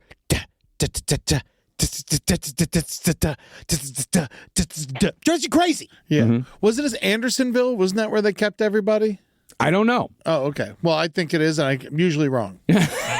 Well, I do know that Louis Andersonville is where they put all the fat guys. That was a fat camp. They're trying to get him away. It was wonderful. Now, Booth ignored the fact that his plan was utterly pointless and senseless, but he was also charming and highly convincing. After arguing with his co-conspirators from dinner time until 5 a.m, Booth finally wore them down, and he convinced his compatriots that they would definitely be kidnapping Lincoln somewhere, somehow, by the end of the week. Now, 2 nights after the meeting with his co-conspirators... It's just such a funny time period to wrap it up in. By the end of the week, we will have the Confederacy back. That's easy. End of the week, business day or weekend? Latest Saturday morning. 2 nights after the meeting with his co-conspirators, Booth stopped by Ford's Theater. There, Booth was told that President Lincoln was scheduled to visit some wounded soldiers at a nearby hospital that very night. This fact was known to the people at Ford's Theater only because members of another theater's company were scheduled to perform at that same hospital. Now, Booth saw the potential here because the road out to the hospital was rural and lightly traveled. Plus, it was close to the Eastern Branch River leading to Maryland, so Booth and his compatriots could be on their way to the Confederacy within minutes of capturing the president. I knew our boat guy wasn't a mistake. And so Booth sent word to his crew that they were going back to the original plan. Fully stocked with supplies, tools, and guns, the kidnapping crew were instantly in their saddles on their way to snatch the president, whether it was going to actually do any good for the Confederacy or not. Now, do you snatch Lincoln or do you cock him? Depends on if you want to keep him or not. Now, the plan, which sounds exceedingly confident, was to capture the president's carriage and somehow outrun the cavalry before reaching the river. The kidnappers would then remove the wheels from the carriage so they could secure it to a boat to ferry it across the water, where the next phase of transporting Lincoln to Virginia could begin. Booth, of course, rode ahead of everyone else to do a little recon at the hospital because he had a good friend who worked as a doctor there. But when Booth arrived, he was told that the president had changed his plans at the last minute and wasn't expected to come. Now, Booth's crew were both angry that their plan had been aborted and extremely worried that their plot had been uncovered. But as it turned out, Lincoln had just decided he had more important business to attend to that night than visiting injured troops. Dick.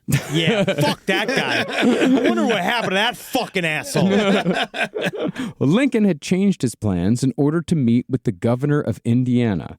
But in yet another absolutely stunning coincidence, Lincoln actually had that meeting at the very same hotel where John Wilkes Booth was living at the time. Yes, and is this where he fucked a guy named Kennedy? Is this then, or when is it later?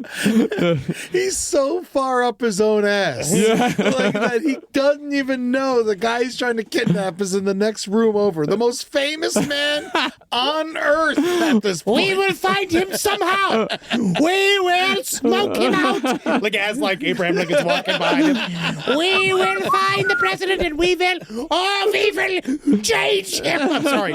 Went into Nazi. Now, the conspirators, understandably discouraged, especially after finding out that Lincoln was basically at Booth's house while they were planning to capture him in the woods, they all went their separate ways for the time being.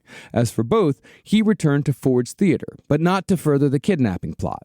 Instead, Booth was set to perform the night after the failed attempt in a benefit performance of a play called The Apostate, which culminates in the murder of a tyrant and the suicide of his assassin. April 18th, 1865 would mark the last time that John Wilkes Booth would ever perform on the stage, because just a little under a month later, John Wilkes Booth would himself become America's first successful presidential assassin. Now, there's no hard evidence of when Booth changed his plans from kidnapping to assassination, because while Lincoln was killed on April 14th, Booth was still sending telegrams discussing plans for Lincoln's capture on March 27th. Partly, though, Booth abandoned the kidnapping plot because some of his co-conspirators just weren't feeling it anymore. Dude, it was too long. All right, the Civil War is over, buddy. We want to move on. Yeah, well, at this point, it's not over. But it's basically over. It's getting there, and Booth's plan is a lot of risk. Well, it's all risk, no gain. Yeah, because you're going to just have the president, and nothing's going to happen. You're just going to get murdered. Well, I think not only are you going to get murdered, but Grant and specifically a man, a little general named Sherman. Yeah, is gonna fuck you up. Yeah, they are going to fuck you up even worse than they've already been fucking you up. They'll kill Lincoln. Yeah. They will kill Lincoln themselves. None of them like Lincoln. It's kind of like the Kennedy thing. No one liked Lincoln. Well, no, that's not true at all. Well, people respected him, but he had enemies as well. His cabinet loved him. Yeah. He won 2 presidential elections. Absolutely, People of course. liked him. I will say he didn't have a cabinet. He had a full-on walk-in closet. And he never left. But I will say, if they would have gone through with this kidnapping plan, the chances of Lincoln just beating the shit out of them in the box for everybody. We need to write this. We need to write this Inglourious Bastards movie where Lincoln is brought in, and then Lincoln slowly but surely takes the team down both by force and by charm. Like begins like winning them to their side and having to fight John Wilkes Booth in the end. I could see him getting completely naked and be like, "Let's go, fuckers!" Yeah. You know, like, this is one log cabin. Republican ain't go down easy. Now, I want the movie where they take him all the way back to Richmond. Lincoln wakes up in Richmond, his eyes just pop open, and he single-handedly fights his way out of the Confederacy and just takes it down himself. like Abraham Wick. Yes. God, that'd be awesome. Well, the member of the team that left after John Wilkes Booth, after just everything didn't work out, was John Surratt. I mean, John Surratt, he was basically the guy who brought the team together. He had the strongest connections to the Confederacy. So when he rejected Booth's final plan, it was over. Like they didn't have their guy anymore, the main guy. And wasn't he the money man too? Well, Booth was the money man. Well, he was he made it a legit capital C Confederate action. You know what I mean? Like, yeah. But basically, Surratt had finally seen through Booth's bullshit, and he had no intention of remaining under Booth's influence. He's an actor! Yes, but unfortunately for Surratt and his family, Booth had no intention of letting Lincoln go. But most unfortunate of all at this point in the story, deservedly so, was the Confederacy. The Appomattox Campaign, which was General Robert E. Lee's last desperate attempt to defend the Confederate capital of Richmond, it was well underway by March of 1865. By April 9th, the Union had guaranteed defeat for the Confederacy by cutting off their supply lines and basically burning the Confederate capital of Richmond to the fucking ground, which was in effect a final spiritual defeat for every Confederate citizen and sympathizer. But few people were more shattered by the loss at Richmond than John Wilkes Boothe. But for Booth, whose whole life was a performance, this was all mere prelude to the final dramatic twist. See, in addition to his admiration for John Brown, Booth was obsessed with heroes of literature and mythology who fought to the death in their final attempts to defeat tyranny, men who kept going when all the odds were against them because they believed in their cause. Interestingly, one could actually make the argument that Shakespeare was a massive inspiration for Booth. Oh, yeah. Like others might make the argument that a movie or a TV show today might inspire a violent crime. See, in the estimation of both John Wilkes Booth and most Confederates, Lincoln was a Caesar in need of a Brutus. Like Lincoln, Julius Caesar had won a war by using self-declared wartime powers. For Caesar, the power was martial law. For Lincoln, he'd suspended habeas corpus for the duration of the war in order to protect the Union against Confederate agents. That meant that anyone could be imprisoned indefinitely without trial. Now, Lincoln had no intention of continuing the suspension of habeas corpus after the war was over, but Booth had convinced himself that Lincoln was going to become even more of a power-hungry tyrant after the South's defeat. And it seems like Booth had also convinced himself that he was the only man who could stop him. It's the only thing that literally, it's what drove him. It's the only thing that gave him purpose in this life. Now, unlike the kidnapping plot, Booth kept his assassination plans close to his chest, although he was becoming more open about his hatred towards Lincoln. For example, in a visit with his brother Edwin, John Wilkes went on and on about the fall of Richmond and how awful it was for the future of the country. Now, Edwin had remained loyal to the Union throughout the war, so he was pretty much at his wit's end with his brother's stubborn and frankly evil loyalty towards the South, which Edwin had never understood.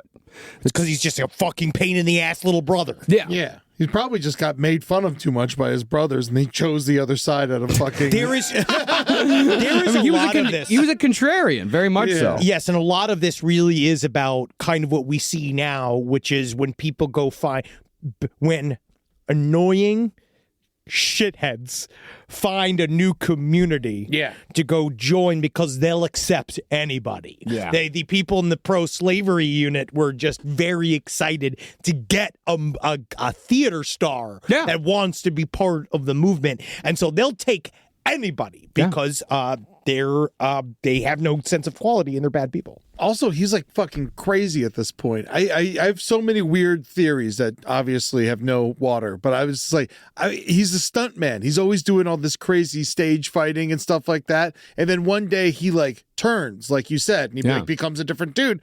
Could have easily had a head injury. Dude, also, I view him very similar to like a fucking Steven Seagal that went from he's like technically he was a real police officer. He cosplayed. Eventually they gave him a fake little deputy's badge, and now he's over in Russia. Like, he defected to Russia just to be important. Yeah. Well, Edwin and John Wilkes Booth never reached common ground, and that argument was the last time that Edwin would see his brother alive.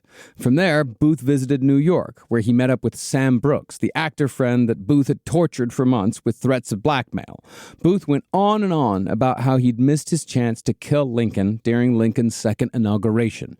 And when Brooks told Booth that he was crazy, Wilkes simply whimpered, quote, "I could live in history." Tells you his exact fucking motivations. He just wanted to be famous. He wanted to be important. He's just another bottom-down fucking actor. Yeah. And there's also they say that, his career was not on a downward slide at the time. And that's true. It wasn't.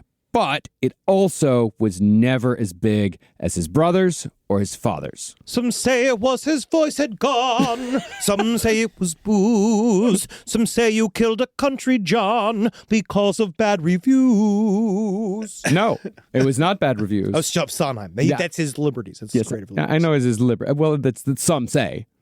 So he's not saying that it is. Why did you do it, Johnny? Nobody agrees. Also, I imagine he's pissing everyone off. Yeah, he's a bad guy. You know, and that's the thing. He's getting into that cycle that a lot of these people get into. James Woods, where they're John Voight. They're pissing people off, and them being it pisses them off that other people are getting pissed off for them saying foul shit. Yeah. Like they don't understand why other people are like, hey, that's not cool. And so it's just this never ending cycle. And then before you know it, they're fucking just absolute monsters. Yes. Now, much to Booth's chagrin, Robert E. Lee effectively ended the Civil War when he surrendered his forces to Ulysses S. Grant at the Appomattox Courthouse.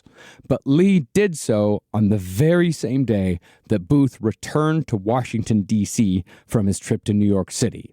And while the rest of the city partied with an energy that only comes from the end of a war, Wilkes was openly depressed and spent time at the shooting gallery before meeting up with one of his Confederate buddies to commiserate. Now, it seems as if Booth had pretty much given up. But Booth and one of his co-conspirators in the kidnapping plot attended a speech made by Lincoln just a few days later. And this speech very well could have given Booth the reason he needed to simply kill the president. The speech began with Lincoln saying that the government planned to follow a path towards Reconstruction in the South that had already been successful in Louisiana. Booth, of course, believed that Lincoln secretly planned to further destroy the South, although ironically, as we'll get into later, the South would have been far better off had Booth just done nothing. Oh, yeah, because that's where the conspiracy comes in. We'll go into a little bit that they believe that the cabinet itself was running some we got to kill Lincoln from the inside plan because they thought that Lincoln was being extremely generous to the South. Mm-hmm. But for Booth and his compatriot, what made them believe more than anything that Lincoln was out to destroy not just the South, but America itself, was when the president said he wanted to give voting rights to some black Americans, limiting it mostly to just those who'd served in the war, slow-rolling it, as it were. What Booth heard, however, was that Lincoln was giving citizenship and full voting rights for every formerly enslaved man in the country, which was pretty much, in Booth's estimation, the worst thing Lincoln could have possibly said. Would you let an Ottoman vote? Would you let a shovel vote? You joke, but those were the actual arguments that they made. Oh, I know. And this was what seemingly sent Booth fully into murder mode, because Booth was heard to say after the speech that now, by God, he was going to put Lincoln through. Now, after the speech, Booth went to Ford's Theater, hoping to find some like minds in his peers. But after hearing Booth launch into a racial slur-laden tirade against the North and abolitionists, Booth's fellow actors decided that maybe it wasn't such a good idea to hang out with John Wilkes Booth anymore. Yeah. Maybe I think that he's a fucking pain in our fucking ass. Yeah. Save it for the stage. John. Hey, buddy. Wait for later on when Stephen Sondheim writes a musical with a bunch of words in it. Something like that. But while his actor friends were abandoning him, Booth found solace in the same place where most actors end up after they start saying foul shit that their friends just can't ignore anymore. Booth returned to his fellow extremists, his former co-conspirators in the kidnapping plot, and before long, almost all of them were fully on board with Assassination. Sadly, though, from a historical point of view at least, there is no evidence as to what Booth said to his co-conspirators to convince them to participate in the assassination of the president and much of his cabinet, or if Booth even had to convince them at all. Pussy says what? Pussy said what? What? You're a pussy. Ah! That means I gotta kill the president now. Yeah. God damn it. Yeah, let them theater your rules. Let them theater rules out there. Well, all we know is that by mid-April, Booth and his co-conspirators had a very simple plan to kill Abraham Lincoln, Secretary of State William H. Seward, and Vice President Andrew Johnson. They were going to do all of it in the same night at the same time so the perpetrators could escape south together using the Potomac River once the deeds were done. And it's there that we'll pick back up next week for part 3 of our series, with the actual assassination of Abraham Lincoln and the beginning of the manhunt for John Wilkes Booth and his collaborators. There's plenty of conspiracy theory to go around. We're going to be bringing up quite a bit of that. Like, there's more of the whole hunt for John Wilkes Booth is its own fucking episode. It's insane. Yeah. And we're also going to be getting heavily into the man who took John Wilkes Booth down, who has become one of my new favorite characters in history. No, I'm excited. This guy is fucking out of his mind. Hell yeah. I smell a possible candidate for March Madness 2026. Yeah. Oh, God, I want John Wilkes Booth in there, man. Yeah, we got to pop him in there. Man. Yeah. Thank you guys so much. Go to our patreon.com. Go to patreon.com/lastpodcast on the left to go watch us talk. And then you can also see Last Stream on the left live every Tuesday at 6 p.m. PST. One thing I do want to tell all of you is go to our new YouTube channels. We have a brand new YouTube channel that is where all of our comedy content they were making through the Twitch channel was going. And it's now going to be going on YouTube. I believe it is at LPN TV. Yes. And so you go on YouTube. That's the name of it. Go follow that shit. All right. Because that's where we're going to be putting all our new stuff.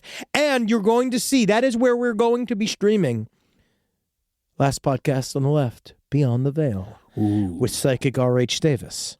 June 20th. It's going to be both live streamed and in person. Tickets are going to be there. You're going to see we're going to be doing it in conjunction with the Mystic Museum here in Burbank, California. And this is going to be a very special night that you're not going to want to miss because you're going to get spooked out. Yeah. Yes. And by live stream, that means you're going to piss yourself. Yep. Because it's going to be spooky. Yeah. And yeah, with Dr. Juice. Also, No, but that last time I got spooked out, I had to call up Dr. Mud.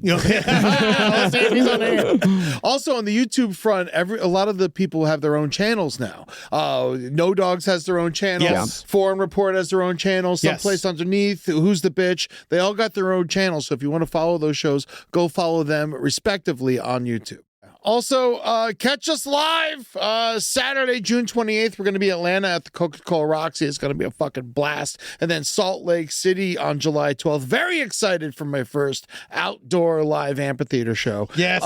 Then August 8th, we're going to be in Charlotte, 9th, Durham, North Carolina. September 20th, St. Paul, Minnesota. October 11th, Milwaukee, Wisconsin. October 25th, Oakland, California. November 29th, Cleveland, Ohio. And December 12th and 13th will be in Portland, Oregon. And keep your earballs tightened because we got some side story shows that are going to be announced pretty soon. Oh, yes, we do. And they are going to be fun, special events. We have to figure out, too, when we do the Dad's Garage shows, one of those shows is going to be short-form improv, and the other one's going to be long-form improv. Oh, is this how you're throwing this at me? It's Yes. just telling me so I can't say no because Exactly. I know a bunch of people are listening. Oh, yeah. Oh, great. I can't believe all this fucking time you're getting me to do improv. Yeah, you were doing After it. everything. We're playing After some everything. games. Like, I finally achieved success. Yeah. Now you have improv. to. Yeah, now you got to do improv. Yeah. Yep. Hey, have fun, man. I'll be hanging out in my fucking hotel room. Yeah, I'm going to show you. We're going to have a good time, Eddie. You're going to like the way you look. Also, I want to give a big shout out to Bring Her Back. Go see this fucking movie. We interviewed the Filippo brothers. It came out a week ago, I guess, or yesterday, depending on how you listen to this show. But go listen to that interview and go see that fucking movie. It was unbelievable. It's the best horror movie. It scared the living shit out of me, and I watched it on my computer in the morning. It is going to be pretty close to Sinners for best horror movie in the world this fucking year. Yeah. Because that movie is truly frightening and upsetting, and those guys couldn't be funnier about it. Yeah, they're hilarious. Yeah, because they did Talk to Me, right? Yes. I love Talk to Me. I haven't seen the new one yet, but I loved Talk to Me. Yeah, Talk to Me is the new one. New one's truly just, fucked. it's everyone's worth sniping. Yeah, All right. it's great. Well, hail Satan, everyone. Now game. Hail the Union! I love you, Yankee Candles! Andersonville was a Confederate prison that killed a lot of Union soldiers. Hey, man, we'll get you. If you try to rise up, we're going to fucking get you again. I've seen the coming of the glory of the Lord. Let's go get hammered in the desert. Yeah! Hey, I'm Paul Scheer. I'm June Diane Raphael. And I'm Jason Mantzoukas. And we're the hosts of How Did This Get Made, a comedy podcast where we deconstruct, make fun of, and celebrate the best, worst movies ever made. Have you ever seen a movie that's so bad that it's actually good? That's what we're talking about. From blockbuster franchises and made-for-TV romances to bonkers 80s action flicks and obscure sci-fi musicals, we cover it all. You can find How Did This Get Made wherever you get your podcasts. And don't forget to follow the show so you never miss an episode. Idiot. Summer's heating up, and your snack game should too. Get My Mochi ice cream, the ultimate summer snack. My Mochi is creamy ice cream wrapped in sweet dough for a bite-sized treat that'll make you feel joyfully chill. Whether you're beach-bound or backyard hanging, My Mochi hits the sweet spot.